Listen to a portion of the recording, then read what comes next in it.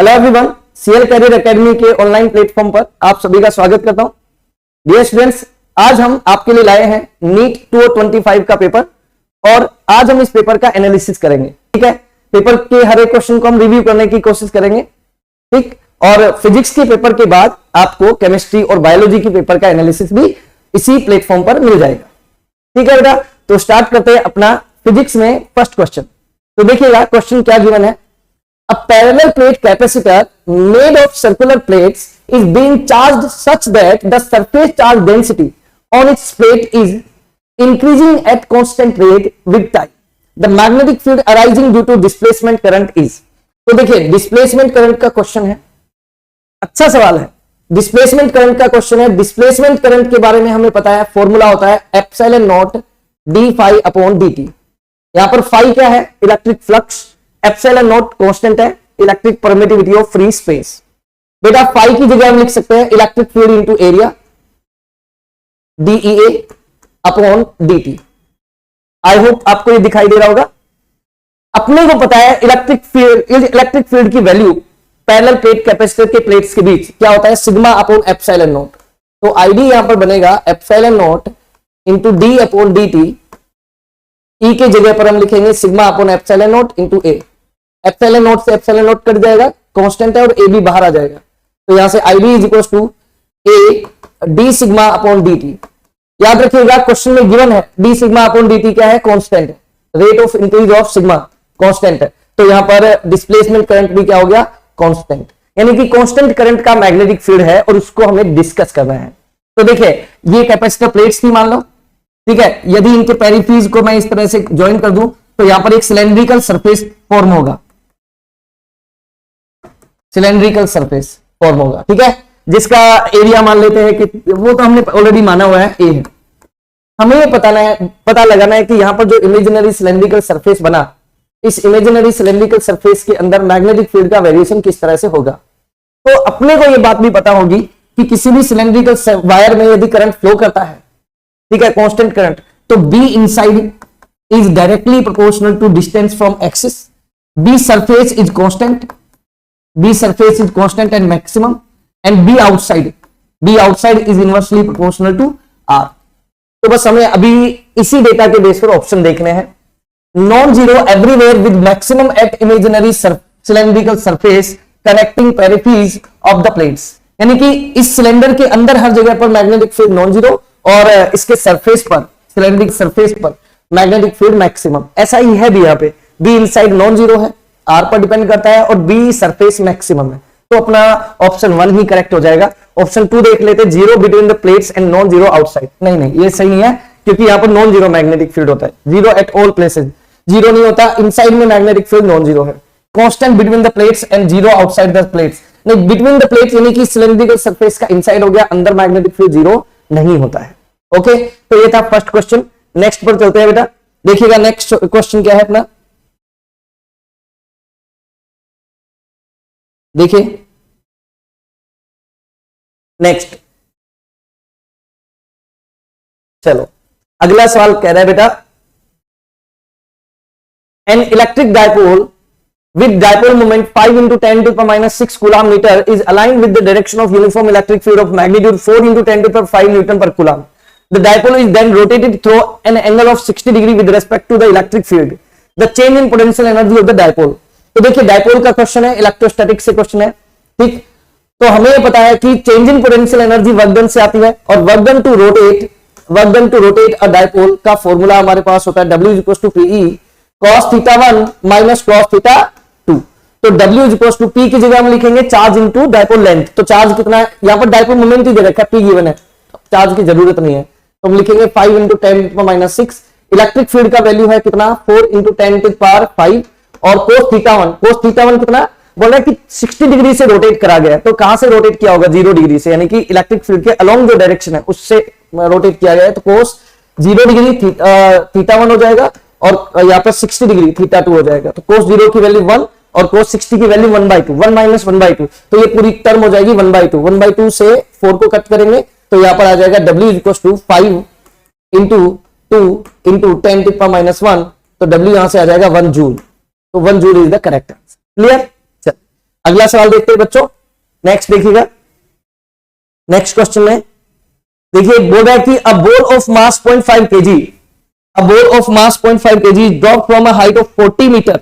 The ball hits the ground and rises to a height of 10 meter. The impulse imparted to the ball during the collision with the ground is. तो देखिए बोल कह रहा है सवाल में, हमें कह रहा है कि एक बॉल है बच्चों,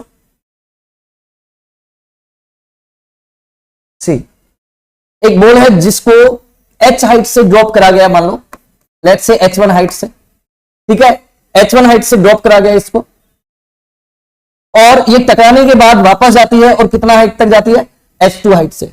जब परपेंडिकुलरली कोलाइड करके और वर्टिकली मतलब परपेंडिकुलरली ही आउट जाती है तो उस कंडीशन में चेंजिंग मोमेंटम जो है वो क्या हो जाता है बेटा, ऐड हो जाता है। P1 प्लस P2 लिख सकता हूं मैं यहाँ पे, डायरेक्शन रिवर्स होती है लेकिन ऐड होता है, मैग्नीट्यूड कंफर्म है। तो यहाँ पर P1 क्या जाएगा, अपने को पता है मास इंटू वेलोसिटी, तो mass into V1 plus mass into velocity V2। तो यहां हम लिखेंगे मास, वेलोसिटी कैसे लिखेंगे, h1 हाइट से गिर रहा है तो यहाँ पे लिखेंगे रूट 2g h1 और plus mass root 2g h2। यहाँ पे मास और रूट 2g बाहर आ जाएगा, h1 h2 की वैल्यू पुट करेंगे, m की जगह 0.5 into root 2 into 10 into 40 plus 0.5 into root 2 into 10 into 10। तो इसे सिंप्लीफाई करोगे ultimately you will get 0.5 into 10, okay 0.5 into 10 into root 2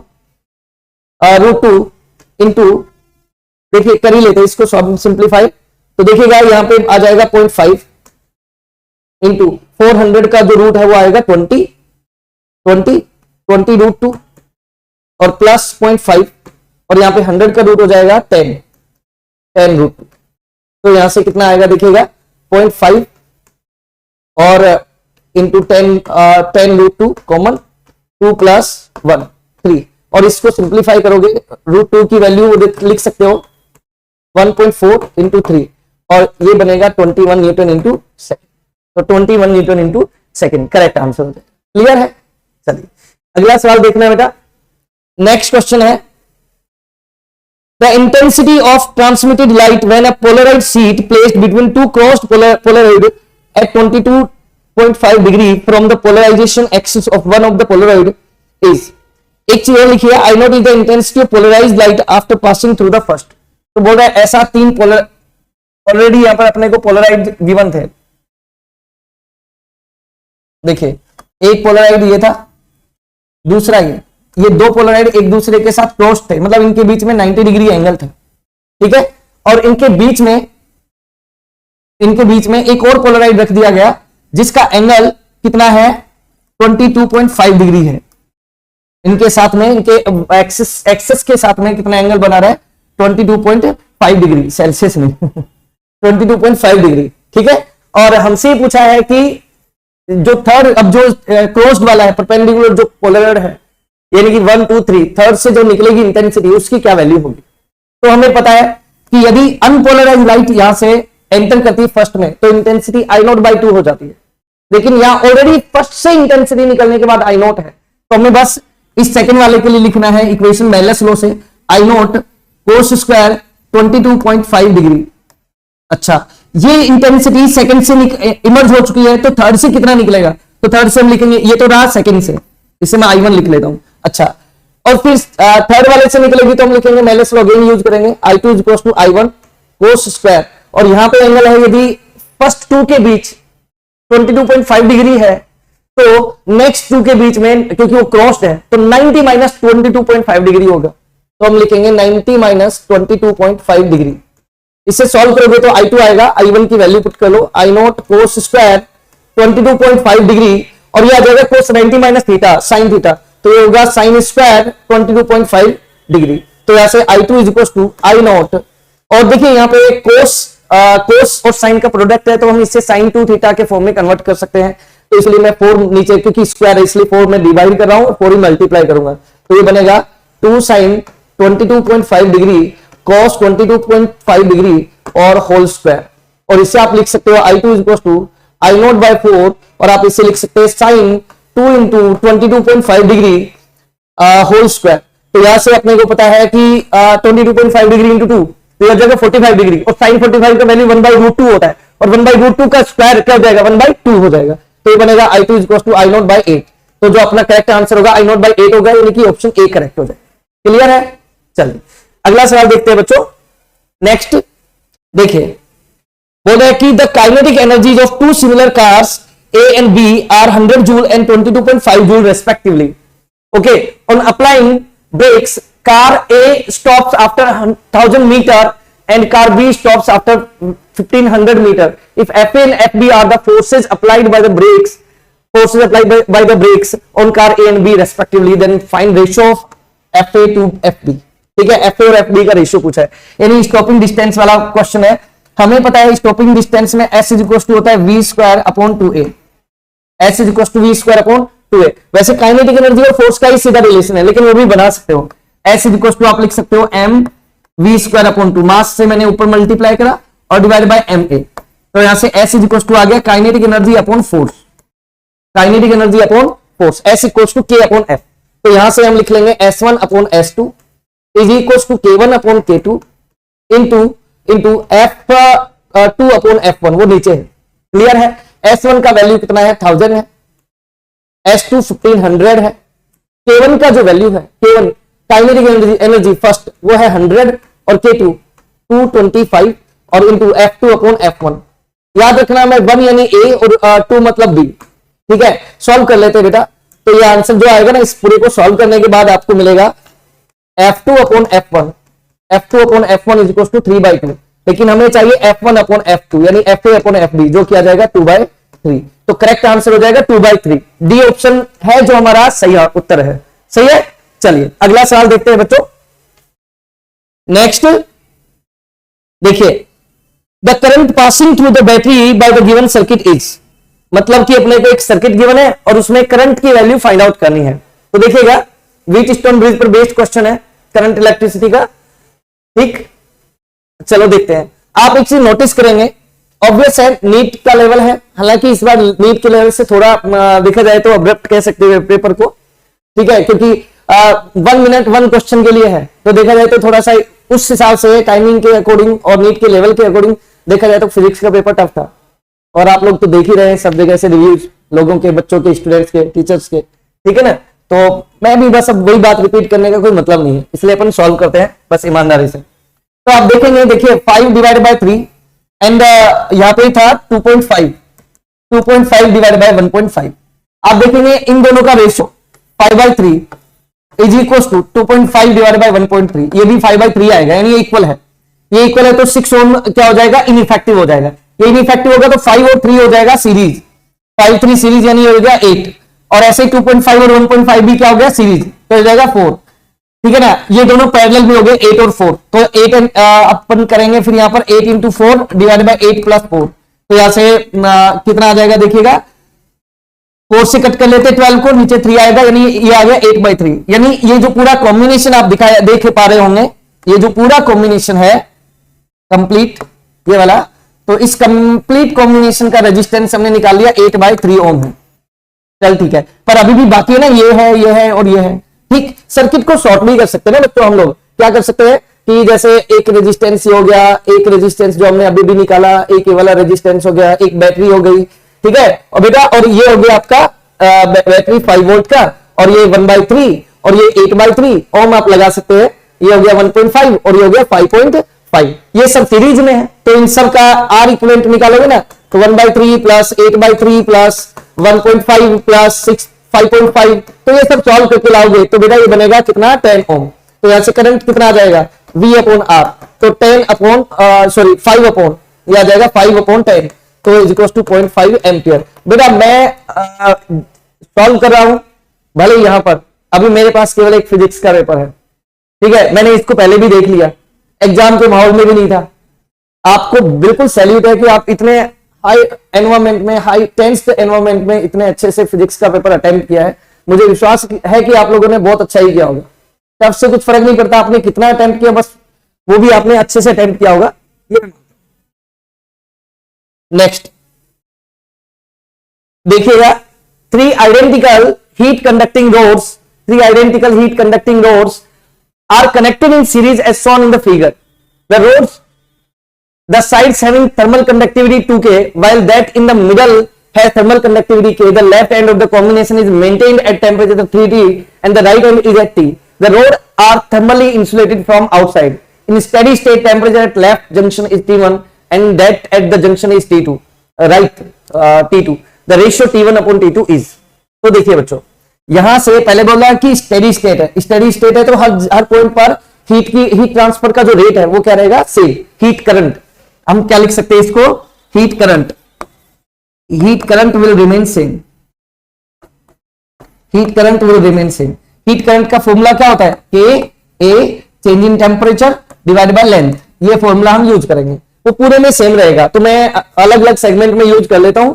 तो यहां लिखूंगा 2K एरिया जहां से हीट फ्लो कर रही है, 2K कंडक्टिविटी होगी, एरिया हो गया, टेम्परेचर ड्रॉप तो 3T हायर टेम्परेचर है, लोअर टेम्परेचर T1 है और डिवाइड बाय L.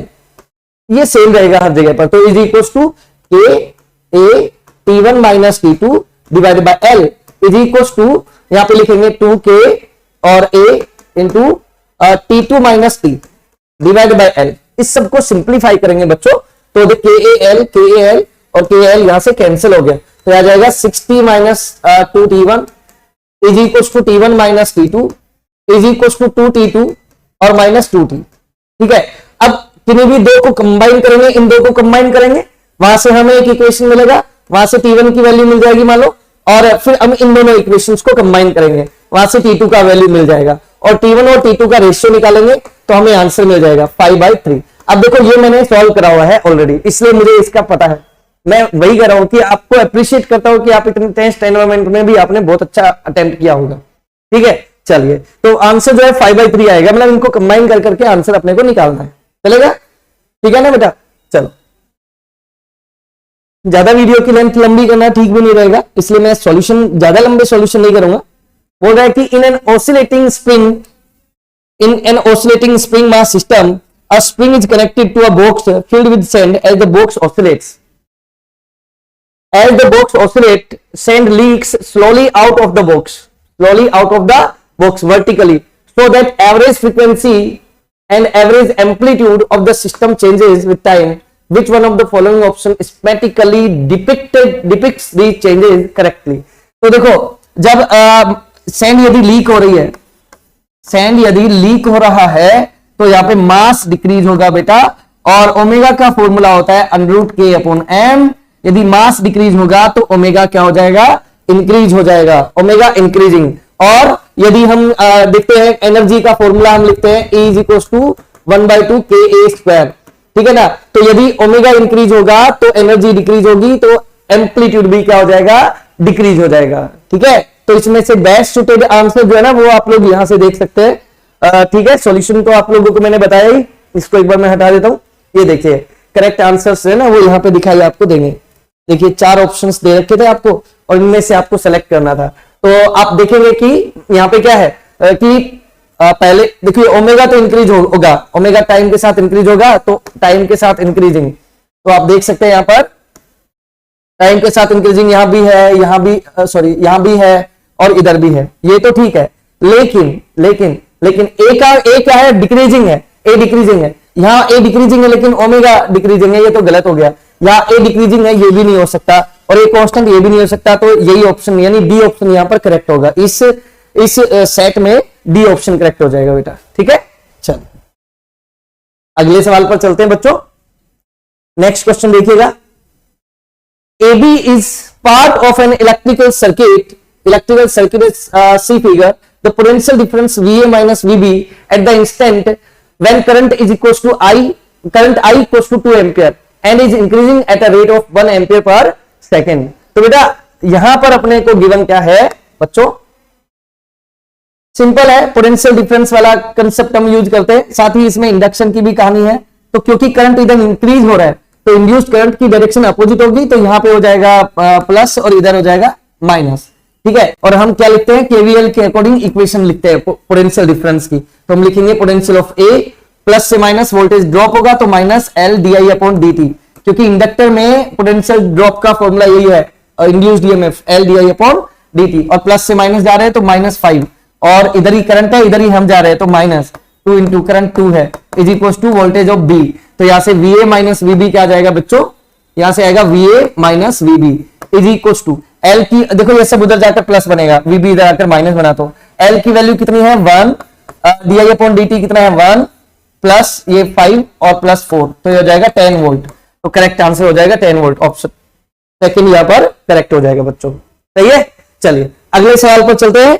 नेक्स्ट देखिएगा, बोल रहा है a particle of mass m is moving around the origin with a constant force F, pulling it towards the origin. If Bohr model is used to describe its motion, the radius of the nth orbit and the particle's speed v in the orbit depends on an edge. मतलब कि यहां पर हमें एक particle के circular motion की बात है, बोर मॉडल भी अपने को यूज करना है, और रेडियस और वेलोसिटी का आपस में रिलेशन हमें देखना है।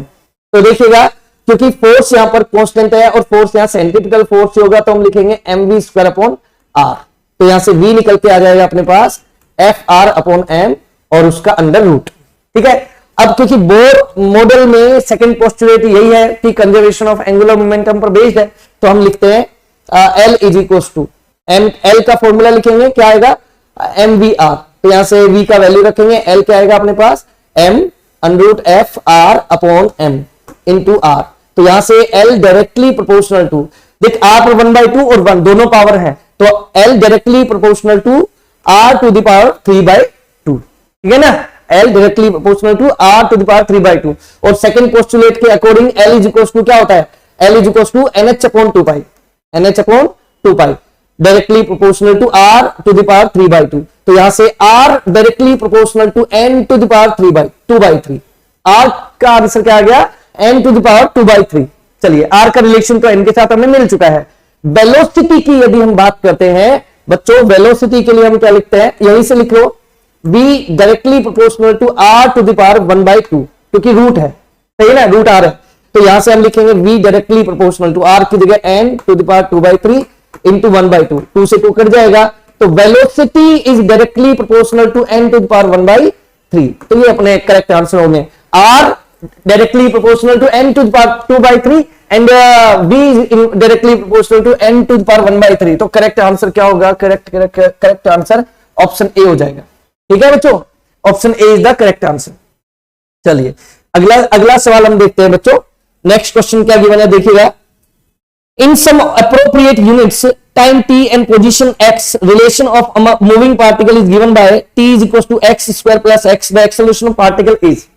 तो बच्चों हमें बोल रहा है कि x और t का रिलेशन गिवन है, t is equals to क्या गिवन है, t is equals to 1 second, अपने को गिवन है t is equals to x square plus x, और हमसे एक्सेलरेशन पूछा है, तो बेटा इसको डिफरेंशिएट करेंगे टाइम के रेस्पेक्ट में, तो dt upon dt is equal to 2x dx upon dt और plus dx upon dt। You know बच्चों dx अपॉन dt क्या होती है, वेलोसिटी, तो 1 is equal to 2x plus 1 into v। तो यहां से वेलोसिटी क्या आ गया आपके पास, 1 upon 2x plus 1 v velocity. इसी तरह से हम क्या निकाल लेंगे यहाँ पे, dv by dx।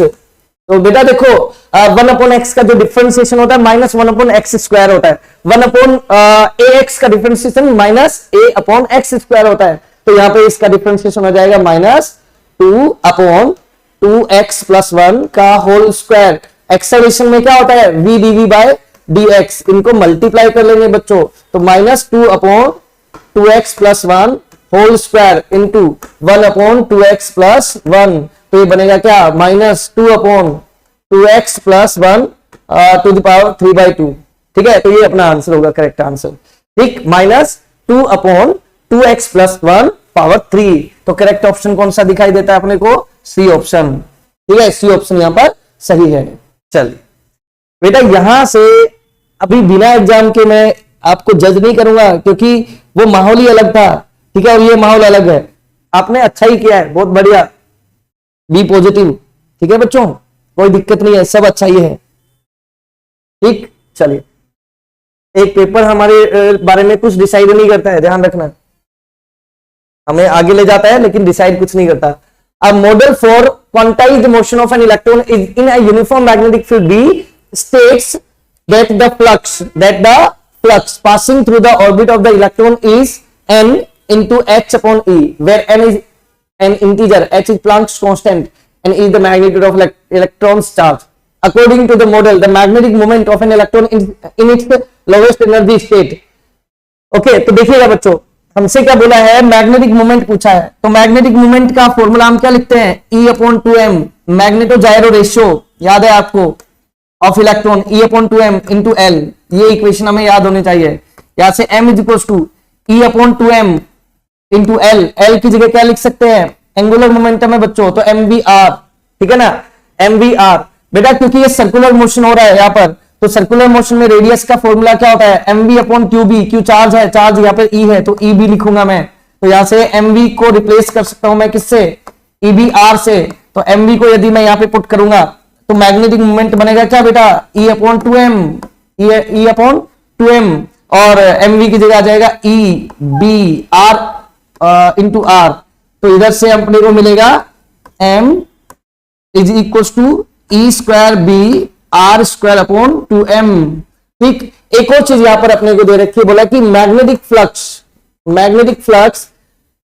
Flux is n times of h upon e, NH upon e, तो मैग्नेटिक फ्लक्स होता है magnetic field into area pi R square, तो यहाँ पे NH अपॉन e, तो यहाँ आर स्क्वायर क्या आ गया आपके पास, NH upon pi B, NH upon pi B, ये आर स्क्वायर की वैल्यू यहाँ पे पुट करेंगे बेटा, तो m आ जाएगा ऐसे E square B upon 2m, और आर स्क्वायर की जगह लिखेंगे NH अपॉन पाई बी, तो बी से बी कट जाएगा बेटा, ठीक है ना, और एक और चीज थी यहाँ पे E भी था बेटा, और E से एक E भी कैंसिल हो जाएगा, तो m बनेगा क्या, EH अपॉन 2m पाई और इंटू n, और क्योंकि लोवेस्ट एनर्जी स्टेट में m की वैल्यू क्या होती है 1, तो m बनेगा EH अपॉन 2 पाई m, EH अपॉन 2 पाई m, EH अपॉन 2 पाई m या HE अपॉन 2 पाई m, तो जो करेक्ट आंसर दिखाई दे रहा है मुझे, ये दे रहा है ऑप्शन 4, ठीक है, डी ऑप्शन। चलिए बच्चों अगले सवाल पर चलते हैं, ठीक है, देखो बोल रहा है कि a microscope has an objective of focal length 2 centimetre, eyepiece of focal length 4 centimeter and the tube length of 40 centimeter. If the distance of distinct vision of eye is 25 centimeter, then magnification in the microscope. Microscope के magnification का formula होता है V naught upon U note into D upon UE, लेकिन यदि, और L का formula क्या होता है, tube length V note plus UE, यदि UE बहुत छोटा हो तो हम L को अप्रोक्सीमेटली इक्वल टू मान लेते हैं V नोट, और U नोट को हम F नोट के लगभग बराबर रखते हैं, तो यहां से, और U nought is equal to F nought, ठीक है ना, और देखा जाए तो यहाँ पे देखो, देखा जाए तो M के कई सारे फॉर्मूले यूज कर सकते हैं, UE VO UO की वैल्यू अलग अलग हो तो M की वैल्यू भी अलग अलग होती है, पर M के दो फॉर्मूले हमारे पास जनरल स्टैंडर्ड फॉर्मूले हैं, याद रखने चाहिए, एक मैक्सिमम एक मिनिमम। तो मिनिमम मैग्निफिकेशन कहां पे रहता है, इन्फिनिटी पर, और यदि कुछ नहीं गिवन हो तो हम नॉर्मल एडजस्टमेंट, मतलब कि फाइनल इमेज इन्फिनिटी बन रही है वही हम देखते हैं, तो उसमें M का फॉर्मूला बनता है L into D upon FO into FE, तो यहां से L कितना दे रखा है 40, D कितना है 25, FO कितना है, FO है 2 और FE कितना है 4, सॉल्व कर लो, 8 5 जा 40 और ये 25 5 जा 125, तो मैग्निफिकेशन हो गया 125, option 4 is the correct answer, ठीक है बच्चों। चलिए अगले सवाल पर बढ़ते हैं, नेक्स्ट क्वेश्चन दे रखा है बेटा, देर आर एक सेकेंड, ठीक है, okay, there are two inclined surfaces of equal length L and same angle of inclination 45 degree with the horizontal, one of them is rough and other is perfectly smooth. A given body takes two times as much time to slide down on rough surface than on the smooth surface. The coefficient of kinetic friction between the object and rough surface is close to 2. ये पूछा अपन से बेटा, बोल क्या रहा है देखना, बोल रहा है कि ये एक सरफेस है, बोल रहा है ये एक सरफेस है, ये रहा सरफेस, ठीक है, और एक नहीं है बल्कि दो सरफेस दिखाई देते हैं अपने को, ऐसे दो सरफेस है, एंगल ऑफ इंक्लिनेशन सेम है, लेट्स से थीटा, और थीटा की वैल्यू भी दे रखी है 45 डिग्री, चल ओके 45 देख लेंगे बाद में रख लेंगे, चल ठीक है, और यहां से किसी बॉडी को ड्रॉप करके मान लो छोड़ा जाता है, यहां से रिलीज करा जाता है, ठीक है, और ऑब्वियस है यहां से यहां तक स्लाइड करके नीचे आएगा तो इसमें टाइम लगेगा। ये वो स्मूथ सरफेस है, ये रफ सरफेस, ठीक है। तो स्मूथ सरफेस के लिए टाइम का फॉर्मूला हम क्या यूज करेंगे, √2h अपॉन, देखो आप सीधे इक्वेशन लिखो ना, क्या दिक्कत है। मान लेते हैं ये जो लेंथ है जो कवर करनी है वो है l, तो l इज इक्वल टू 1/2 यहां पर नेट जो एक्सेलरेशन है वो g sin थीटा होगा स्मूथ सरफेस में, तो g sin 45 degree into t1 square, ये मान लो स्मूथ सरफेस पर लग रहा है, ठीक है। इसी तरह से लेंथ तो सेम ही कवर करनी है, पर अब की बार एक्सेलरेशन अलग होगा, g sin 45 minus mu G cos 45 into t2 square, और t2 क्या है, पहले से डबल लग रहा है, स्मूथ की बजाय डबल टाइम लग रहा है, तो t2 यानी कि t1 का डबल, उसका स्क्वायर करेंगे तो 4t1 स्क्वायर हो जाएगा, 4t1 स्क्वायर। और l तो सेम ही है, इन दोनों को इक्वेट करेंगे तो 1/2 से 1/2 तो कट गया, और g भी देखिए कॉमन आकर कैंसिल हो जाएगा, और sin 45 की जगह हम क्या लिखेंगे, sin 45 की जगह लिखेंगे 1/√2 t1 square is equal to 1/√2 और minus mu √2 into 4t1 square, तो t1 स्क्वायर से t1 स्क्वायर कट गया, 1/2 भी कट गया, बचा क्या, 1 is equal to 1 is equal to 4 into 1 minus mu, तो यहां से आ जाएगा क्या बच्चों, ये आएगा 1 minus mu is equal to 1/4, तो mu is equal to 1 minus 1/4, तो म्यू इज इक्वल टू 3/4, और 3/4 को क्या लिखेंगे 0.75, म्यू को लिखेंगे 0.75, ऑप्शन 2 करेक्ट है, ठीक है बच्चों। चलिए अगला सवाल देखो बेटा, बोल रहा है a full wave rectifier circuit with diode D1 and D2 is shown in the figure if input supply voltage V inside is equal, V input not inside, V input is 220 sin 100 pi t volt, then at t is equal to 50 millisecond D1 D2 both are forward biased, both are reverse biased, D1 is forward, D2 is reverse, D1 is reverse, D2 is forward। तो देखिएगा यहाँ पे हमें equation जब भी दे रखी हो AC में तो हम ओमेगा निकाल सकते हैं, जरूरत पड़ती है यहाँ पे, तो ओमेगा की जगह हम लिखेंगे 2 अपॉन टी, तो ओमेगा कितना है यहाँ पर, ओमेगा है 100 पाई, तो 100 pi is equal to 2 upon T, तो यहाँ से देखिएगा 2 से ये कट जाएगा तो टी की वैल्यू आएगी 1/50, 1/50, ठीक है ना। 1/50 को हम क्या लिख सकते हैं, 0.02 सेकेंड, या फिर आप लिख सकते हो t is equal to 20 millisecond, ठीक है ना, 20 मिली सेकेंड। अब आप देखो ये एक साइकिल पूरा होने में कितना सेकंड लग रहे हैं, 20 मिली सेकेंड्स, हाफ साइकिल को कवर करने में कितना समय लगेगा, 10 मिली सेकेंड, और 15 मिली सेकेंड के बाद कहां पे होगा, यही पूछा है 15 मिली सेकेंड पर, तो 15 मिली सेकेंड पर वो इस तरह यहां पे होगा, ठीक है ना। अपन को पता ये बात कि देखिएगा कि हाफ साइकिल में यदि एक प्लस है और दूसरा टर्मिनल माइनस है तो नेक्स्ट हाफ में माइनस प्लस इस तरह से हो जाता है, ठीक है ना। तो हम यहाँ पे देखेंगे कि जो म्यूचुअल इंडक्शन की वजह से यहाँ पर म्यूचुअल इंडक्शन सेकेंडरी कॉइल में होगा तो D1 के साथ में यहाँ पर माइनस आएगा और यहाँ पर प्लस, तो D1 जो है वो माइनस के साथ जुड़ रहा है इसलिए D1 डायोड जो है वो रिवर्स बायस होगा, और D2 डायोड जो है पॉजिटिव के साथ है तो D2 क्या होगा, फॉरवर्ड बायस, तो D2 होगा इन फॉरवर्ड बायस, ठीक है, D2 फॉरवर्ड और D1 रिवर्स, क्लियर है। चलिए नेक्स्ट क्वेश्चन देखते हैं बच्चों। नेक्स्ट देखो, a uniform road of mass 20 kg and length 5 meter leans against a smooth vertical wall making an angle of 60 degree with it. The other end rests on a rough horizontal surface, horizontal floor. The friction force that the force exert on the road. तो बोल क्या रहा है कि यहाँ पर एक road है जो क्या कर रही है, लीन कर रही है किसी दीवार पर, इस तरह से किसी दीवार पर क्या कर रही है बेटा, लीन, यानी कि इस तरह से रखी हुई है इस तरह, ओके। यहाँ पर हम देखेंगे फोर्सेज, तो इधर एक नॉर्मल फोर्स लगेगा, लेट्स से इसको मैं N1 मार्क कर लेता हूं, ठीक है, और साथ ही साथ यहाँ पर भी नॉर्मल रिएक्शन फोर्स लगेगा N2, ठीक है। और इसमें मोशन का टेंडेंसी किधर रहेगा, मोशन का टेंडेंसी इधर की तरफ है तो फ्रिक्शन फोर्स लगेगा इस तरफ, और यदि ये इक्विलिब्रियम में है, रोड इक्विलिब्रियम नहीं गिवन हो तो इक्विलिब्रियम मान के चलेंगे, इक्विलिब्रियम एक चीज और मैं दिखा देता हूं, वेट, यदि इक्विलिब्रियम है तो अप एंड डाउन के फोर्सेज, लेफ्ट और राइट के फोर्सेज आपस में इक्वल होंगे, तो यहां पर हम लिखेंगे N1 is equal to F and N2 is equal to mg, ये लो, ठीक है ना। अब यहां से हम सॉल्व कर सकते हैं, यदि हमें फ्रिक्शन फोर्स चाहिए F चाहिए तो मुझे N1 निकालना पड़ेगा, तो उसके लिए मैं क्या करूंगा, देखो यहां वाला एंगल 60 डिग्री दे रखा है बच्चों, ध्यान रखना, आई थिंक आपको दिखाई दे रहा होगा 60 डिग्री। चल ठीक है, ओके मैं पेन चेंज कर लेता हूं। चलो यहाँ पे दे रखा है 60 डिग्री, ये वाला, ठीक है ना 60 डिग्री।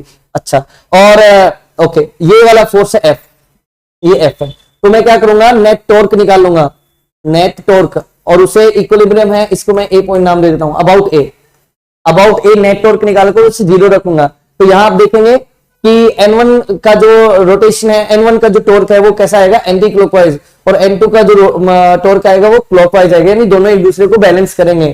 तो मैं यहां पर लिखूंगा नेट टॉर्क। तो देखिए N1 इंटू, अब देख यहां से N1 से परपेंडिकुलर डिस्टेंस ए पॉइंट से ये वाली रहेगी, तो इसे मैं लिखूंगा L sin 30 डिग्री, ठीक है ना। यदि ये 60 है तो ये वाला एंगल कितना होगा 30, तो हो जाएगा L sin 30 is equals to, ठीक है, इज इक्वल्स टू यहां पे देखेंगे वेट mg, तो mg की a से परपेंडिकुलर डिस्टेंस क्या हो जाएगी, ये हो जाएगी L/2 cos 30, ठीक है। तो यहां से N1 is equal N1 into L/2 is equals to mg L/2 cos 30 √3/2, L से L कैंसिल हो गया, ठीक है, L से L कैंसिल और 2 से 2 भी कैंसिल, तो N1 इज इक्वल्स टू आ गया आपके पास बच्चों mg √3/2। m की वैल्यू कितना दे रखा है 20 और g का वैल्यू 10 और √3 और डिवाइड बाय 2, 2 से 200 को कट करेंगे आएगा 100√3 न्यूटन। यही अपना आंसर है 100√3, ऑप्शन नंबर 4, ठीक है, option number 4 is the correct answer बेटा, ठीक है। चलो अगले सवाल पर चलते हैं बेटा, नेक्स्ट, चलिए अगला सवाल देखना। अरे two identical charged conducting spheres A and B have their centers separated by a certain distance. Charge on each sphere is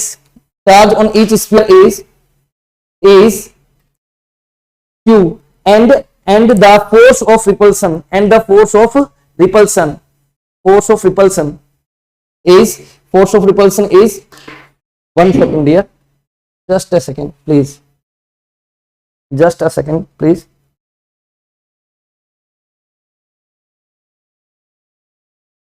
hold on।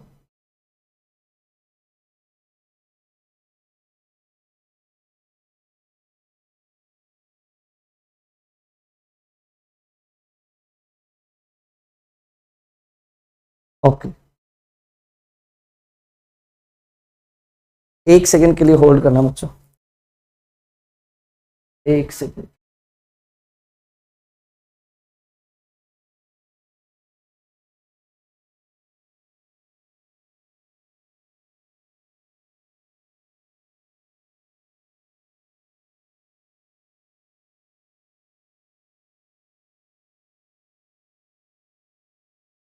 Okay okay ठीक है, now okay, just hello okay ठीक है।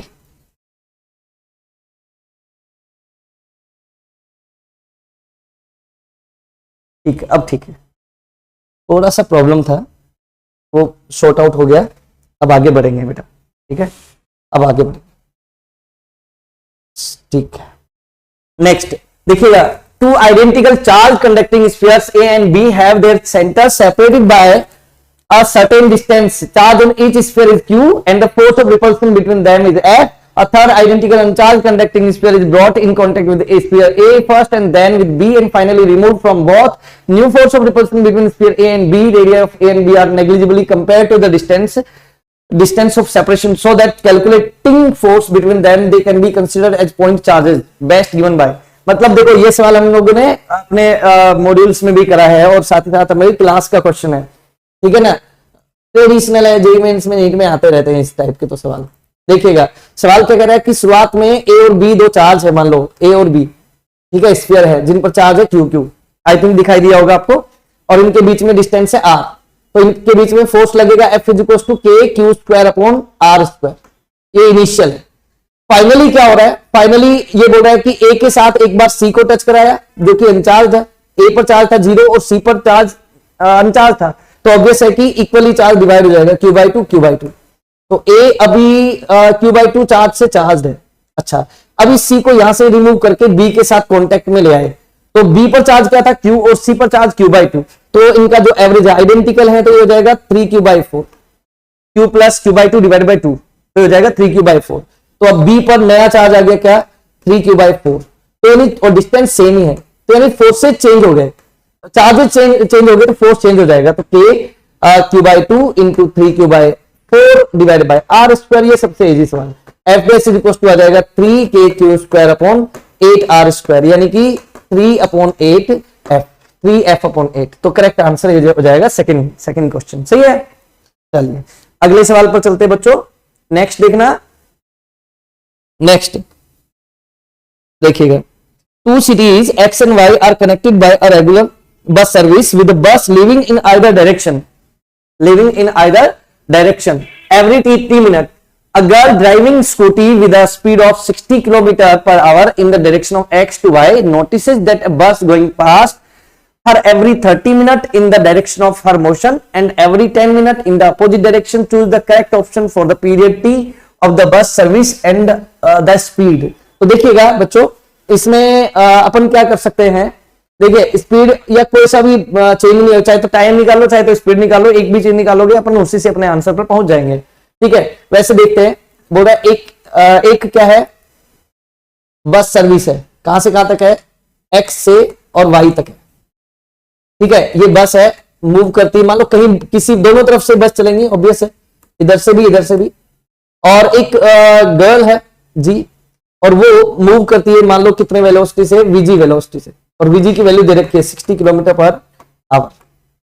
तो देखिएगा क्योंकि जो बस है वो रेगुलर इंटरवल ऑफ टाइम में क्या करी जा रही है, रिलीज करी जा रही है।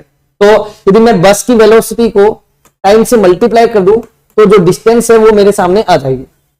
ठीक है, अच्छा, लेकिन जो पॉइंट है वो ये है, यहाँ पे गर्ल की जो स्पीड दे रखी है उससे हम क्या करेंगे, देखिए जो बस गर्ल की सेम डायरेक्शन में चल रही है, उसके लिए स्पीड हो जाएगी बस की स्पीड VB माइनस VG। ठीक है, और उस टाइम कितना लग रहा है उसमें, ये सब गर्ल के पर्सपेक्टिव में देखेंगे हम लोग, VB minus VG into time कितना लग रहा है इसमें लग रहा है इसमें 60 मिनट, 30 मिनट्स, सॉरी यहाँ पे लग रहा है 30 मिनट्स, तो 30 डिवाइड बाय 60, और डिस्टेंस सेम ही होगी इसलिए VB प्लस VG, ओके, और इंटू 10/60। तो ये गर्ल के रेस्पेक्ट में देख रहे हैं, है ना, ये जरूर आप ध्यान रखना। यहाँ पे 60 से 60 कट जाएगा, 0 से 0 कट जाएगा, ये आएगा 3VB minus 3VG is equal to VB plus VG। Solve कर लेते हैं बच्चों, तो ये आ जाएगा यहाँ पे क्या 4, ये आ जाएगा, देखिएगा 3VG इधर आएगा तो ये बनेगा 4VG is equal to 2VB। तो यहां से 2 से 4 को कट करेंगे, वेलोसिटी ऑफ बस आ जाएगा गर्ल की स्पीड का डबल, गर्ल के वेलोसिटी का डबल, तो गर्ल का वेलोसिटी है 60, तो आ जाएगा कितना 120 km/h। तो यहाँ पे ऑप्शन करेक्ट 2 ही करेक्ट हो जाएगा, स्पीड निकाल लेंगे, टाइम की जरूरत नहीं पड़ेगी अपने को। ओके, चलिए अगला सवाल देखेंगे हम लोग। बोल रहा है container has two chambers of volume, V1 is equals to 2 liter and V2 is equals to 3 liter separated by a partition made of a thermal insulator. The chambers contain N1 is equals to 5, N2 is equals to 4 moles of ideal gas at temperature P1 is equals to 1 atmospheric, P2 is equals to 2 atmospheric respectively. When the partition is removed, the mixture contain the equilibrium pressure is. तो mixer का question है बेटा, simple है। यहाँ पे हम क्या करेंगे, नंबर ऑफ मोल्स जो होंगे वो दोनों गैसेज के मोल्स के सम के बराबर होंगे, और इसके लिए हम इक्वेशन लिखेंगे तो pressure of mixer into volume of the total volume of the gases जो कि दोनों के एडिशन के बराबर होगा, इज इक्वल्स टू लिखेंगे P1 V1 और प्लस P2 V2। टेम्परेचर यहाँ पर कांस्टेंट है तो दोनों तरफ आएगा, इधर भी कैंसिल हो जाएगा, तो प्रेशर ऑफ मिक्सर यहाँ पे आएगा आपके पास क्या P1 कितना है, P1 है 1, V1 कितना है, V1 है 2, प्लस P2 कितना है, P2 है 2, V2 कितना है, V2 है 3, divide by V1 plus V2, ये हो जाएगा 5। तो 6 प्लस 2 8/5, 8/5 का मतलब है 1.6 ATM, तो 1.6 ATM अपना करेक्ट आंसर हो जाएगा, ऑप्शन 4 सही है। देखते हैं एक बार इससे। नेक्स्ट क्वेश्चन देखें बेटा। हाँ ठीक है ठीक है ठीक, बार बार ये लाना नहीं। देखो बेटा अगला सवाल बोल रहा है डी ब्रोगली वेवलेंथ, ओके ये तो हो ही गया था। बोल रहा है de Broglie wavelength of an electron orbiting in the N equals to 2 states of hydrogen atom is closed to. तो डी ब्रोगली वेवलेंथ के बारे में हमसे पूछा है, एन की वैल्यू 2 दे रखी है बच्चों, एन की वैल्यू 2 दे रखी है, तो अपने को करना कुछ नहीं है यहाँ पे। तो अपने ऐसी कंडीशन में अपने को पता है N lambda is equal to 2 pi R. होता है ना कि लैम्डा जो है वो किसी इलेक्ट्रॉन के ऑर्बिट के सर्कमफ्रेंस के लैम्डा का इंटीग्रल मल्टीपल 2 पाई आर के बराबर होता है, सर्कमफ्रेंस के बराबर होता है। तो यहाँ पे हम एन की वैल्यू रखेंगे 2, लैम्डा हमें चाहिए 2 पाई आर, आर की वैल्यू 0.052 रखनी है। तो लैम्डा यहां से 2 से 2 कट जाएगा, lambda is equal to 3.14 into 0.052, ये नैनोमीटर में है। तो लैम्डा की जो वैल्यू आएगी आएगी 53, लैम्डा की वैल्यू आप सॉल्व कर सकते हैं 5.67 नैनोमीटर आंसर है। कंसेप्ट पता चल जाएगा जब तो कोई भी कर लेगा, आसान है, ठीक है ना। नेक्स्ट क्वेश्चन था बेटा, बोला to an AC power supply of 220 volt at 50 hertz, resistor 20 ohm, capacitor of reactance 25 ohm and inductor of reactance 45 ohm are connected in series. Corresponding current in the circuit and phase angle between the current and the voltage is respectively. तो phase angle निकाल लेते हैं, वो आसान पड़ेगा। tan phi is equals to xl minus xc upon r। तो 45 minus 25 divide by r 20 cut करोगे आ जाएगा 1। तो phi की वैल्यू यहां से मिल गई, क्योंकि tan की वैल्यू 41 तभी होती है जब एंगल 45 हो। तो फेज एंगल बन गया यहाँ पर 45 डिग्री। यहां से हम जेड निकाल सकते हैं, जेड होता है XL minus XC whole square और प्लस आर स्क्वायर। तो यहां से आ जाएगा 20 स्क्वायर प्लस 20 स्क्वायर और ये आएगा 20√2, ये आ गया ओम, ये आ गया जेड की वैल्यू। और यदि मुझे करंट चाहिए तो I is equal to V upon Z में लिख दूंगा। तो 220 डिवाइड बाय 20√2, इसे सिंप्लीफाई करोगे तो आपको आंसर मिलेगा 7.8 एम्पियर। 7.8 एम्पियर यानी ऑप्शन 4 जो है वो करेक्ट आंसर, ठीक है। चलो नेक्स्ट क्वेश्चन पर चलते हैं बच्चों। अगला सवाल गिवन है अपने को, which of the following option represent variation of photo current with property of light shown on the axis. मेरा ये इजी सवाल है सबसे। फोटो करंट का किस किस के साथ रिलेशन कैसा है? तो फोटो करंट इंटेंसिटी के साथ लीनियरली इंक्रीज करता है, हमें ये बात पता है ऑलरेडी, ठीक है ना। तो स्ट्रेट लाइन ग्राफ आता है पासिंग फ्रॉम ओरिजिन, बिल्कुल करेक्ट है, ये ऑप्शन सही है। फोटो करंट कांस्टेंट नहीं होता, इंटेंसिटी के साथ इंक्रीज होता है, ये गलत है। फोटो करंट फ्रीक्वेंसी के साथ इंक्रीज नहीं होता, कांस्टेंट रहता है। और फोटो करंट फ्रीक्वेंसी के साथ चेंज नहीं होता, ये भी गलत है। तो ऑप्शन ए ही करेक्ट है। मतलब इसमें नीचे आप देखेंगे कई सारे ऑप्शन आपको दिखाई देंगे। देखिए ये रहे, एक सेकेंड, ये देखिए ऑप्शन, अच्छा इसमें ऑप्शन थे तो यहाँ पे जो ए ऑप्शन है ये यही करेक्ट होगा। फर्स्ट डायग्राम सही है यहाँ पे, ठीक है ना। ऑप्शन में तो फिर A only, A B C मैंने ये देखा था, तो हम लिखने में हो सकता है कि मिस्टेक हो गई हो टाइप इससे। चलो नेक्स्ट हम सवाल पर चलते हैं बच्चों। अगला सवाल देखेंगे हम लोग। अ pipe open at both ends has a fundamental frequency f in air. The pipe is now dipped vertically in a water drum to half of its length. The fundamental frequency of the air column is now equal to। बोल रहा है बहुत simple है, बोल रहा है कि ये पाइप है अपने पास में, ठीक है ना। अभी इसकी लेंथ है L और फ्रीक्वेंसी फंडामेंटल F। तो F is equal to open pipe में होता है V अपॉन 2L, इक्वेशन 1। और जब उसमें हाफ पानी भर दिया तो यानी अब क्लोज पाइप हो गया और लेंथ हो गई L/2। तो क्लोज पाइप के लिए फंडामेंटल फ्रीक्वेंसी होती है V अपॉन 4L। L यहाँ पे L/2 है, L से 4 को कट करेंगे 2, तो F डैश यहाँ से आ जाएगा V अपॉन 2L। आप देखेंगे पहले वाली फ्रीक्वेंसी आ गई तो F dash is equal to F, तो नई फ्रीक्वेंसी F के बराबर हो जाएगी। तो करेक्ट आंसर ऑप्शन 4 हो जाएगा। क्लियर है? चलो नेक्स्ट सवाल पर चलते बच्चों। देखिए बोल रहा है two identical point masses P and Q suspended from two separate massless spring or spring constant K1 and K2 respectively oscillate vertically if their maximum speed are same. The ratio AQ and AP of the amplitude to the amplitude AQ of mass Q to the amplitude AP of mass P। मतलब अपने को दो point mass separately किसी spring से connected दिखाई देते हैं। देखो ये कह रहा है ऐसा कि एक मास ये है, एक स्प्रिंग का कांस्टेंट है K1, यहाँ पे M मास है, मान लो P है, P, और एक और स्प्रिंग है जिसके साथ भी मास इसी तरह से कनेक्टेड है, लेट्स से Q2, ठीक है ना, और इनके एम्पलीट्यूड्स का रेशियो पूछा है, AQ टू AP पूछा है, ठीक है ना, AQ टू AP पूछा है, बोल रहा है कि मैक्सिमम स्पीड सेम है बेटा, मैक्सिमम स्पीड सेम है तो फिर काइनेटिक एनर्जी सेम होगी, ना अच्छा सॉरी मैक्सिमम स्पीड जहां पे होगी वहां पर काइनेटिक एनर्जी मैक्सिमम होगी, सही है। तो यदि kinetic energy same, speed same है तो काइनेटिक एनर्जी सेम होगी, तो पोटेंशियल एनर्जी भी सेम होगी, और पोटेंशियल एनर्जी के लिए लिख पाएंगे हम लोग 1/2 K1 इंटू x1, ठीक है ना, एम्पलीट्यूड्स, क्योंकि स्पीड मैक्सिमम है इसका मतलब एम्पलीट्यूड मैक्सिमम की बात हम करेंगे, तो A यानी डिस्प्लेसमेंट मैक्सिमम। आई थिंक अब बात समझे होंगे मैंने क्या बोला यहाँ पे, 1/2 K2 और AQ होल स्क्वायर, 1/2 से 1/2 कट गया तो K1 AP square is equal to K2 AQ square, तो यहां से AQ अपॉन AP आ जाएगा K1 अपॉन K2, और स्क्वायर था तो रूट आ जाएगा रूट K1 अपॉन K2, ठीक है। चलिए, मतलब मैक्सिमम स्पीड की बात जब इस तरह से करता है तो एक्सट्रीम्स की हम बात करते हैं, एक्सट्रीम या मीन पोजीशन, दो ही पोजीशन पर हम बात करते हैं, ठीक है ना। तो यदि स्पीड सेम है तो अपन यहाँ पर इनकी पोटेंशियल एनर्जी को सेम लिख कर सकते हैं, आगे बढ़ सकते हैं, ठीक है। आई थिंक समझे होंगे आप बात को। चलिए अगले सवाल पर चलते हैं डियर।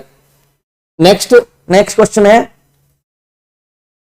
देखिए ये है लॉजिक गेट का सवाल, तो इसमें क्या बोल रहा है, वो मैं तो इसको इस तरीके से करूंगा, आप लोग भी देख सकते हैं।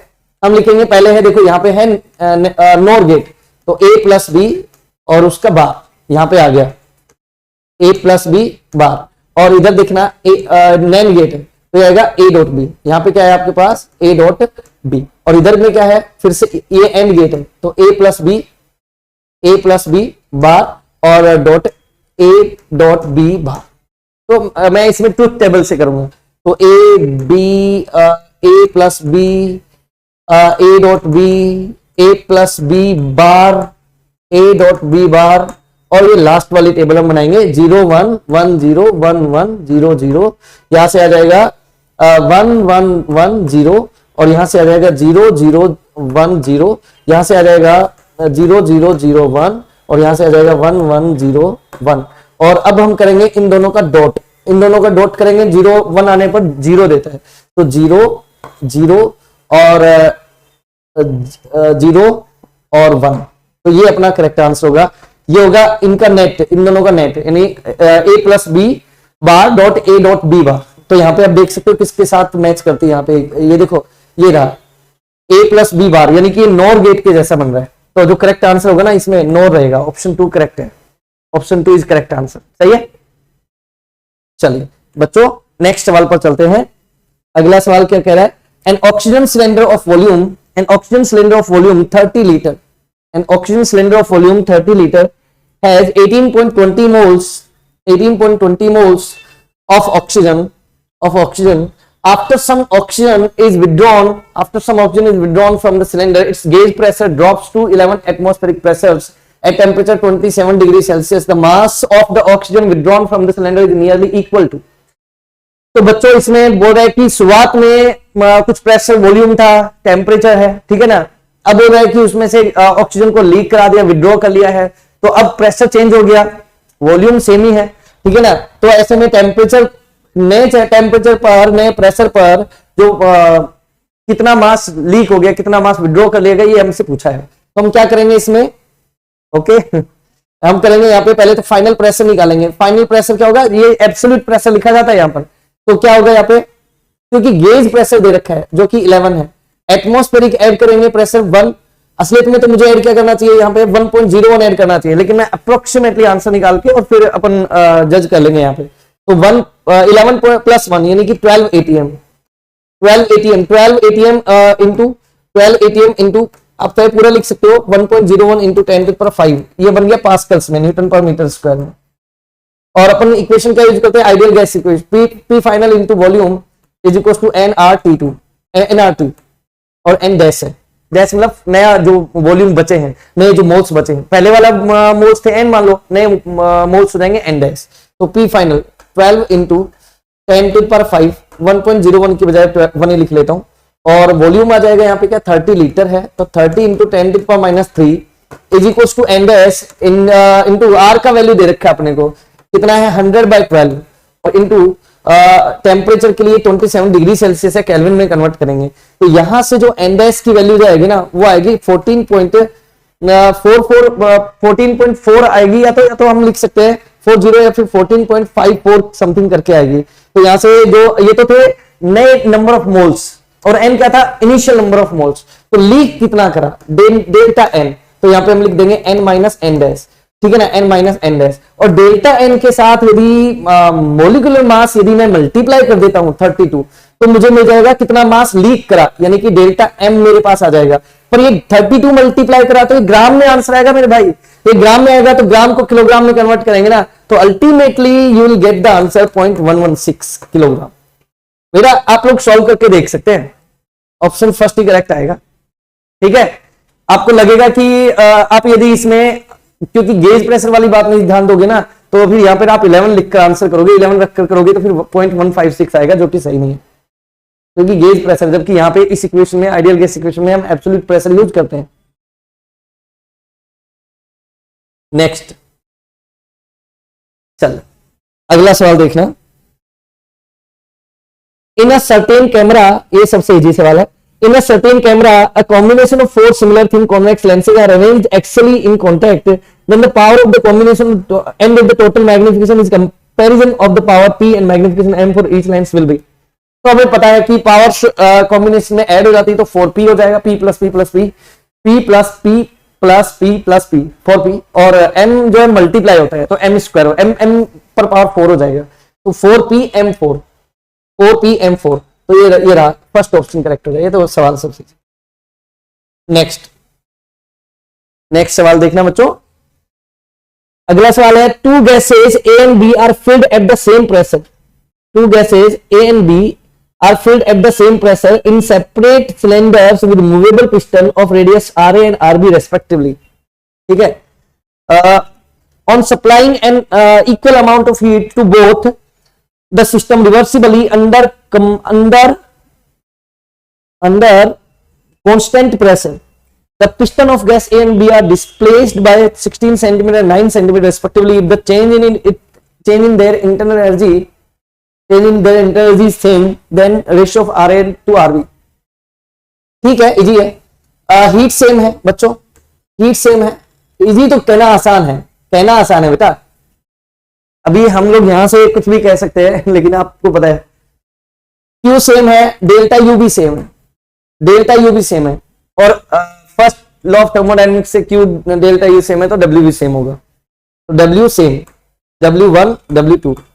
तो यहां पे हम देख लेंगे कि प्रेशर कांस्टेंट है तो P change in volume, P change in volume, ठीक है ना, तो P सेम है वो भी कट गया। तो एरिया की जगह लिखोगे पाई R1 स्क्वायर, RA लिख लेते हैं, और L लेंथ अपन क्या लिखते हैं वॉल्यूम, वॉल्यूम में क्या लिखेंगे area into length, area into length, तो pi R square A into length, ठीक है ना, और is equal to pi RB square into length. L क्या है यहाँ पर, L है डिस्प्लेसमेंट बच्चों, ठीक है, पाई से पाई कैंसिल हो जाएगा, तो RA upon RB square is equal to displacement of B divided by displacement of A। बेटा अब यहां पर आप देखिएगा B का डिस्प्लेसमेंट कितना है, B पिस्टन का डिस्प्लेसमेंट है 9 डिवाइड बाय A का डिस्प्लेसमेंट कितना है 16, तो यहां से इनका जो क्योंकि स्क्वायर में है इधर रूट करके सॉल्व करेंगे ना तो आंसर आएगा √9 यानी कि 3, √16 यानी कि 4, तो अपना जो करेक्ट आंसर क्या रहेगा 3/4, ऑप्शन 4 करेक्ट होगा यहां पर।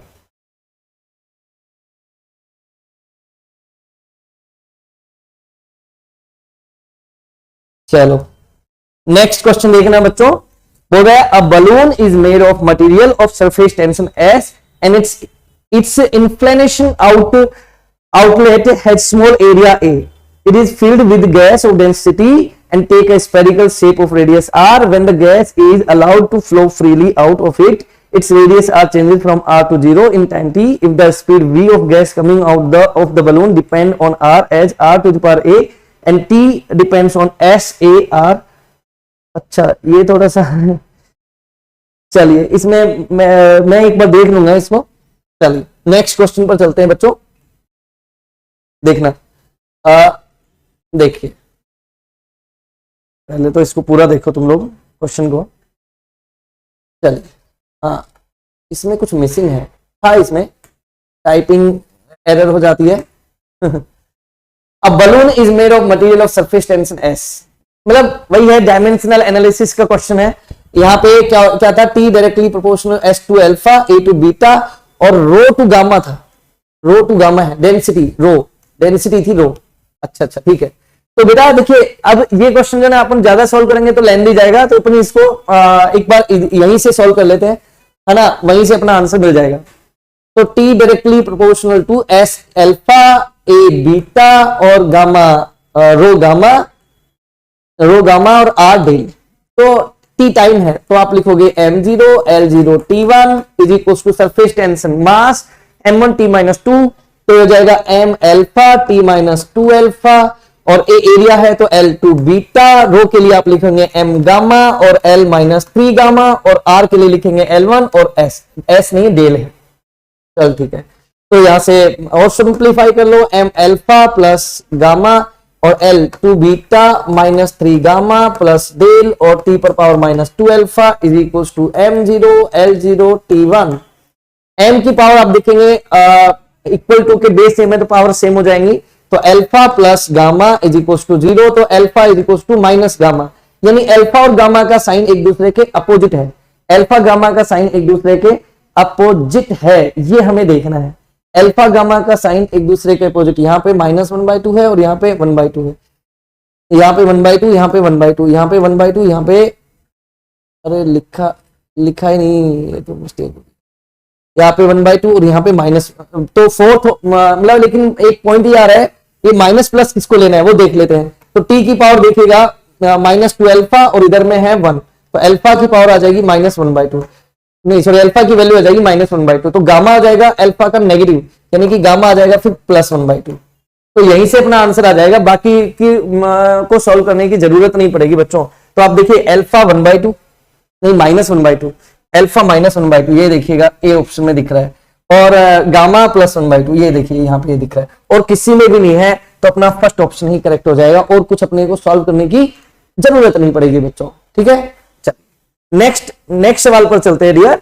अगला सवाल देखिएगा, नेक्स्ट क्वेश्चन बोला, a bob of heavy mass m is suspended by a light string of length L. The bob is given a horizontal velocity v0 as shown in figure. If the string gets slack at some point P, making an angle from the horizontal, the ratio of speed v of the bob at point P to its initial speed v0 is. तो देख बोल क्या रहा है कि देखना, देखिएगा बेटा, बोल रहा है कि यहां से इनिशियल स्पीड v0 है, P पॉइंट पर जाकर यहां पर स्लैक हो जाती है, तो टेंशन यहां पे हो गया 0। ठीक है ना, एंगल हॉरिजॉन्टल के साथ दे रखा है बच्चों, एंगल हॉरिजॉन्टल के साथ दे रखा है, यहां पर हम फोर्स से दिखा देते हैं, ये mg हो गया, एक mg हो गया, इधर में ये mg का कोस कंपोनेंट हो जाएगा क्योंकि यहां पर एंगल है। ठीक है ना, ये दो लाइनों के बीच जो एंगल होता है उनके परपेंडिकुलर्स के बीच भी सेम एंगल ही पाया जाता है, तो इधर आ जाएगा mg कोस थीटा, और इधर आ जाएगा, एक सेकेंड, इधर आ जाएगा mg साइन थीटा।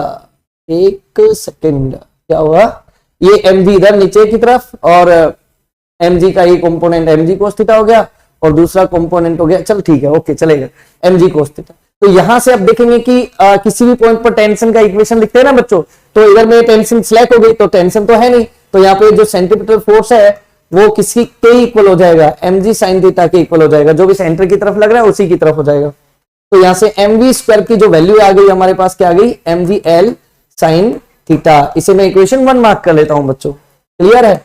चलिए आगे बढ़ते हैं बेटा, नेक्स्ट अब अपने को क्या रेशियो लेना है ना भाई, तो ये थोड़ा सा आगे बढ़ेगा सवाल, तो हम law of conservation of mechanical energy use करेंगे लेक में। ठीक है ना, तो ये दो पॉइंट है जिनके बीच में इक्वेशन ऑफ मोशन यूज करूंगा, एक लोवेस्ट पॉइंट एक पी पॉइंट है, तो लोवेस्ट पॉइंट पर पोटेंशियल एनर्जी 0 हो जाएगी, तो हम लिखेंगे 1/2 m v0 square plus 0 is equal to 1/2 m v square plus mg।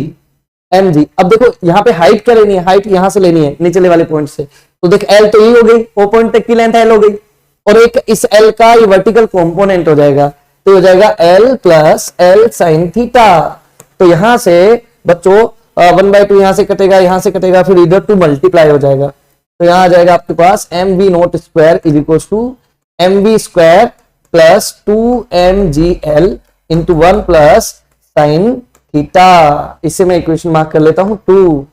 यहां से mv² की वैल्यू पुट करेंगे, mv0² is equal to mgl sine theta. mv² का वैल्यू मैंने इक्वेशन 1 से रख दिया यहां पर, और plus 2mgl into 1 plus sine theta. तो यहां से आ जाएगा क्या बच्चों आपके पास mv0² इज इक्वल टू, ये आ जाएगा, देखिए ये आएगा आपके पास 2mgl plus 3mgl sine theta. This is equation number 3। Ratio लेंगे ना बेटा, तो आएगा mv² upon mv0² is equal to, ये लिखेंगे आप लोग mgl sine theta divided by mgl into 2 plus 3 sine theta, और mgl से mgl कट गया, m से m कट गया, इधर से v अपॉन v0 क्या आ जाएगा, under root of sine theta upon 2 plus 3 sine theta. ये अपना करेक्ट आंसर हो जाएगा बच्चों, इक्वेशन 4, ठीक है ना। तो आप देख सकते हो जो सही उत्तर है वो क्या आएगा, देखो ये sign theta upon 2 plus 3 sine theta है ना, इस पर 1/2 पावर जाएगी, पर वो आप नीचे देखेंगे ऑप्शन 4 में, जहां तक है एक बार मैं दिखा देता हूं, ऑप्शन 4 में आएगा वो चीज। अरे physical quantity P is related to 4 observations A, B and C as follows. P is equals to A cube B square upon C under root D. The percentage error of measurement in A, B, C and D are 1, 3, 2 and 4% respectively. The percentage error in the quantity P is. तो देख P का equation क्या दे रखा है, P का equation है हमारे पास P is equals to A cube B square upon C root D। तो P का परसेंटेज एरर निकालने का असलियत में मैक्सिमम एरर होती है, बहुत ही सिंपल है, पावर आगे A का परसेंटेज एरर प्लस पावर मतलब कोफिशिएंट आगे, मतलब coefficient percentage error of B plus power आगे percentage error of C plus power आगे और परसेंटेज एरर ऑफ D। तो यहां से आएगा 3 into 1 plus 2 into 3 plus 1 into 2 plus 1/2 into 4, ये 2 कटेगा, 2 और 2 4, 4 and 6 10, और ये आ जाएगा 13%।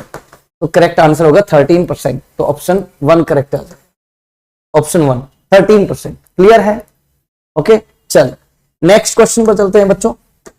अगला सवाल देखना, गिवन क्या है, the sun rotates around its centre once in 27 days. What will be the period of revolution if the sun were to be expanded to twice its present radius without any external influence? Assume that the sun to be a sphere of uniform density. तो मतलब हमें ऐसा बोल रहा है कि इस तरह का जो सवाल है ना, तो ये बेस्ड होता है law of conservation of angular momentum, LCAM, law of conservation of angular momentum. तो इसमें क्या कहता है कि angular momentum remains conserved if external force, external torque is 0. Okay, और angular momentum पर कई सारे सवाल आज हमने देखे हैं। तो I इंटू ओमेगा, I होता है मोमेंट ऑफ इनर्शिया कांस्टेंट, तो यानी कि I1 into omega 1 is equal to I2 into omega 2। Time period की बात करी है तो हम यहाँ पे लिख सकते हैं I1 into 2 upon T1 is equal to I2 into 2 upon T2। 2 से 2 कट गया, तो यहां से हमारे पास आ गया I1 upon T1 is equal to I2 upon T2।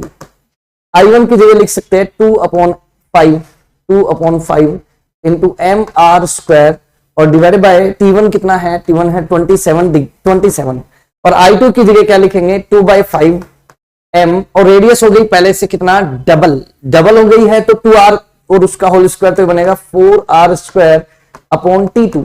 जो कटता है उसे काटेंगे 2/5 m से 2/5 m और r² कैंसिल हो जाएगा, तो यहां से आएगा कि अपने पास में 1/27 is equal to 4 upon T2। Then you get the T2 equal to 27 into 4, it will be 108 days। This is our correct answer. तो 108 days, सेकेंड ऑप्शन करेक्ट हो जाएगा। क्लियर? नेक्स्ट क्वेश्चन देखना बच्चों, the radius of Martian orbit around the sun the sun is about 4 times the radius of the orbit of Mercury. The Martian year is 687 Earth day. Then which of the following is the length of year of Mercury? ठीक है ना, length of year यानी कि time की बात कर रहा है, ठीक है ना। चलो अर्थ डे मतलब कि वही है, एक अर्थ डे मतलब ईयर, 1 ईयर की बात चल रही है, ठीक है। तो यहां पे अपने को क्या करना है, सिंपल फॉर्मूला यूज करना है, T square directly proportional to R to the power 3। R होता है एवरेज रेडियस, ठीक है ना, सेमी और सेमी मेजर सेमी माइनर का एवरेज हम लेकर चल लेते हैं इनफैक्ट यहाँ पे। तो यहाँ हम लिखेंगे T1 upon T2 power 2 is equals to R1 upon R2 power 3। अब T1 कितना है, T1 है 687 डिवाइड बाय T2, वो हमें देखना है। T1 किसको बोल रहे हैं, मार्स का जो टाइम पीरियड है उसको हम लिख लेते हैं 687, सही ना, 687। ओके, इसके बाद 687 by T2 is equals to R1 की वैल्यू क्या है, R1 की वैल्यू है रेडियस ऑफ द मरकरी का 4 टाइम्स है, तो R1 अपॉन 4R1 उसका क्यूब कर देंगे, तो यहां से R1 से R1 कटेगा, 1/4 का क्यूब 1/64 687 और यहाँ 2 भी था by T2 is equals to 1/64, sorry थोड़ा सा फोकस लूज हो गया, अंडर। तो यहाँ से T2 इज इक्वल्स टू क्या जाएगा, T2 आएगा यहाँ पे बेटा, थोड़ा इसमें रीअरेंज है, हाँ, तो यहाँ पे मैं लिखूंगा 4R2 अपॉन R2, ठीक है ना, R2 यानी मरकरी का रेडियस, तो R2 से R2 कट गया, ये आ जाएगा T2 इक्वल्स टू 687 बाय देखिए यहाँ पे आप लिखोगे 64, 4 का क्यूब 64, उसका रूट करेंगे तो 8 आ जाएगा, तो T2 इज इक्वल्स टू यहाँ पे आना चाहिए 88 अर्थ डे, 88, ठीक है ना। तो करेक्ट ऑप्शन सी होना चाहिए। चलो नेक्स्ट देखना बच्चों, बोर्ड है कि a wire of resistance R is cut into 8 equal pieces. From these pieces 2 equivalent resistances are made by adding 4 of these together in parallel. Then these two sets are added in series. The net effective resistance of the combination.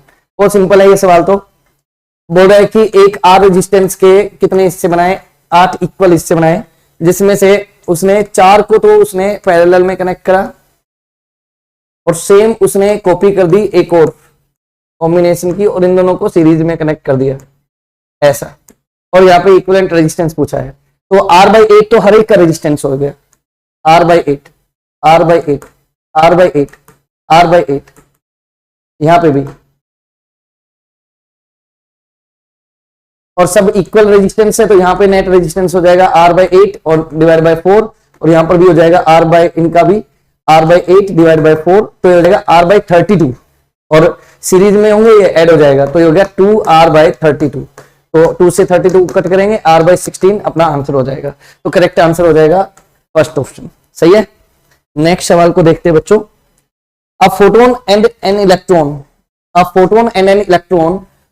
of mass m have the same energy E, the ratio of their de Broglie wavelength is। तो देख photon की wavelength के लिए हम लिखते हैं ना बच्चों, तो lambda photon is equal to, अपने को पता है E इज इक्वल टू क्या होता है, HC अपॉन लैम्डा, तो लैम्डा इज इक्वल टू ये आ जाएगा HC अपॉन E, ये लैम्डा फोटोन, और लैम्डा इलेक्ट्रॉन के लिए आप क्या लिखेंगे, H अपॉन √2me, ये दोनों रेशियो लेना है अपने को, तो डिवाइड कर लेंगे, lambda photon divide by lambda E, तो यहां से आ जाएगा HC upon E multiplied with √2me upon H, reverse मतलब ऐसा रेसिप्रोकल कर लिया, पलट लिया, तो H से H कट गया और E से √E को कट करेंगे, तो आंसर आएगा C √2m अपॉन E, ये अपना आंसर हो जाना चाहिए, C √2m अपॉन E, ये अपना करेक्ट आंसर होगा। नेक्स्ट सवाल को देखते हैं बच्चों।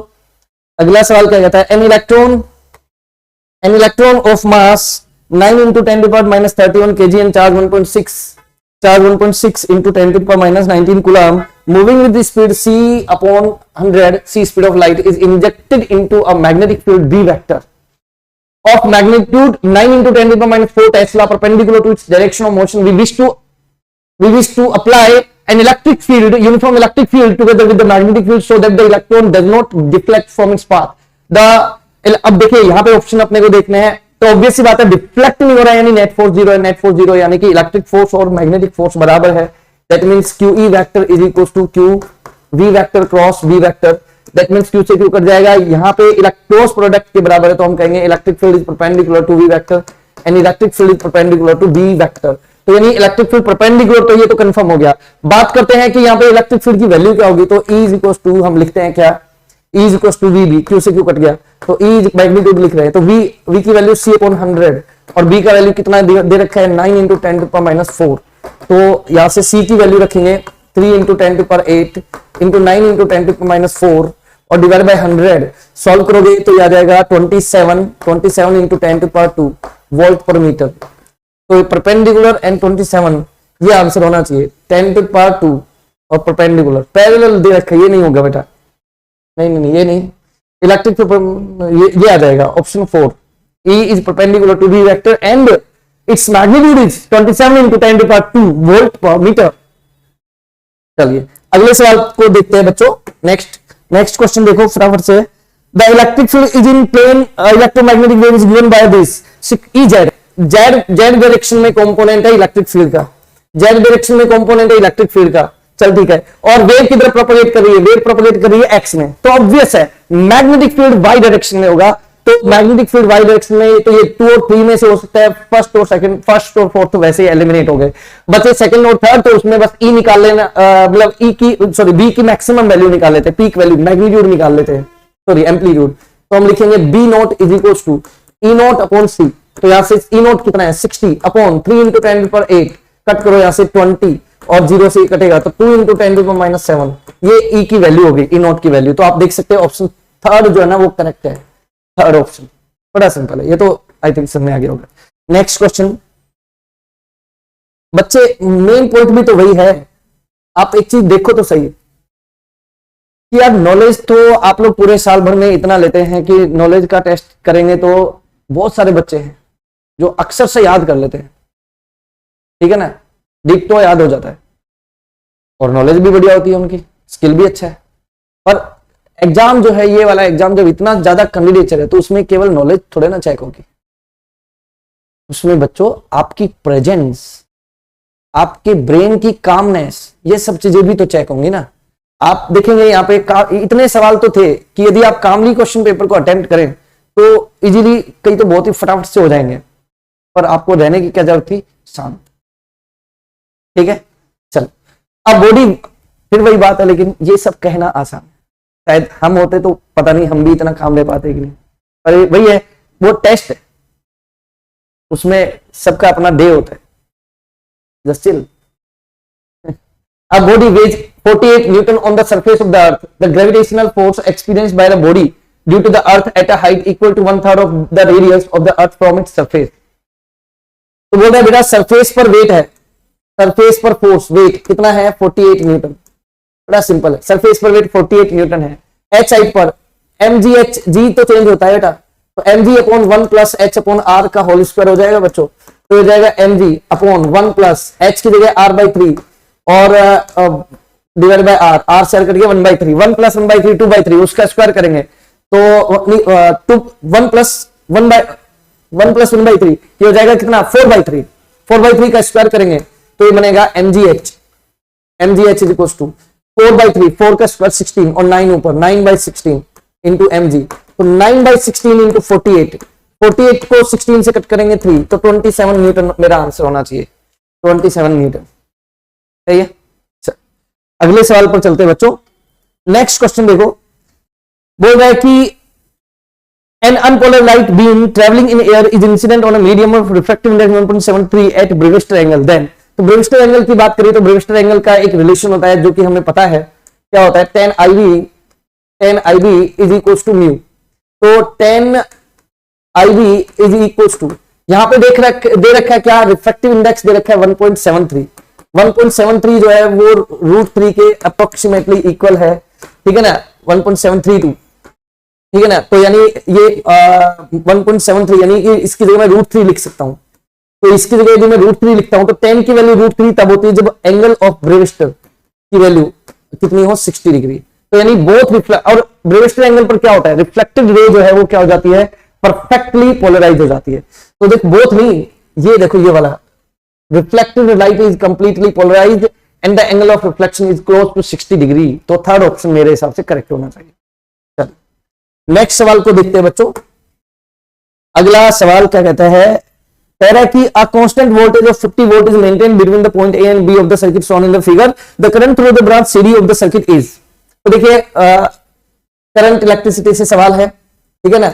आपको करना क्या इसमें देखिएगा, यहां पे देखो सी और डी के बीच में ये जो आपको लाइन दिखाई दे रही है, ठीक है ना, यहां पे अपने को करंट फाइंड आउट करना है। तो सबसे पहले हम क्या करेंगे सर्किट में, सबसे पहले हम निकालेंगे आर इक्विवेलेंट। तो 1 और 3 पैरेलल में है, तो 1 इंटू 3 प्लस 1 और डिवाइड बाय 1 प्लस 3, तो ये हो गया 3/4। और ऐसे 2 और 6 भी पैरेलल में, क्योंकि इस सीधे वायर ने कॉमन पोटेंशियल बना दिया। तो 2 इंटू 4 अपॉन 2 प्लस 4 यानी कि आ जाएगा 8/3 यानी कि आ जाएगा 4/3। क्लियर है।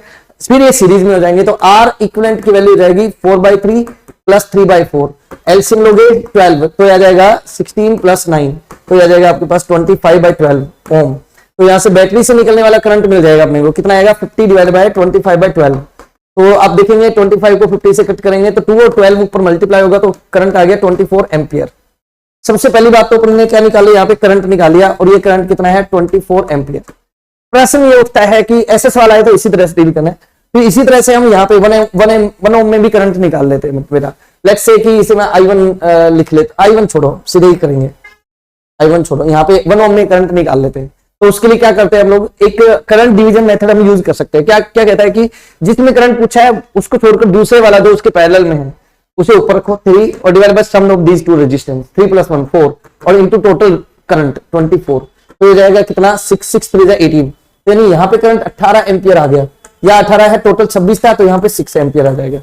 ठीक है ठीक है, यहाँ पे भी 24 एम्पियर जाएगा आगे, इसमें भी 24 है। तो ऐसा फिर से यहाँ पे भी कर लो, 2 ओम में भी करंट निकाल लेते हैं। तो कैसे निकालोगे, जिसमें पूछा है उसके दूसरे वाला ऊपर 4 divide by sum of these two 6 multiplied with 24, तो ये जाएगा कितना 6 4 तो ये जाएगा 16 एम्पियर। तो यानी कि 2 ओम में कितना करंट फ्लो कर रहा है 16 एम्पियर।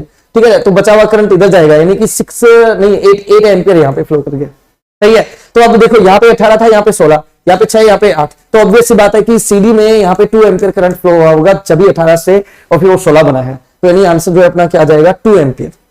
आंसर क्या आ जाएगा यहाँ पर 2 एम्पियर। बड़ा मतलब अच्छा सवाल है, नो डाउट।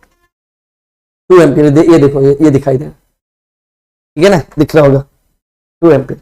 चलिए चलिए नेक्स्ट सवाल है, the plate of a parallel plate capacitor are separated by d distance to slab of different dielectric constant K1 and K2 of thickness 3/8 d and d/2 respectively are inserted in the capacitor. Due to this the capacitor become 2 times larger than when there is nothing between the plates. If K1 is equal to 1.25 K2, the value of K1 is। तो बच्चों ये बोल रहा है कि parallel plate capacitor plates के बीच में capacitor plates के बीच में क्या करा है, 2 मीडियम रखे हैं, तो मल्टीपल प्लेट्स रखी, मल्टीपल मीडियम्स रखे हैं। तो अपन क्या करते हैं, फॉर्मूला लिखते हैं C इक्वल्स टू, फॉर्मूला होता है C equals to A epsilon naught divided by D minus T1 minus T2 plus T1 upon epsilon R1 और plus T2 upon epsilon R2 dielectric constants. इस तरह का एक फॉर्मूला हम यूज करते हैं। 2 है तो 2 तक, बाकी n तक चलता है, ऐसा माइनस करते चले जाएंगे। तो C निकाल लेते चलेगा, कोई बात नहीं। C equals to A epsilon naught upon D, D में से पहली थिकनेस माइनस कर दो 3D/8, दूसरी थिकनेस माइनस कर लो D/2 और प्लस T1 3D/8 और divide bye K1। Okay, K1 की जगह क्या लिख लेते हैं, K1 की जगह लिख लेते हैं 1.25 K2। 1.25 की जगह हम लिख सकते हैं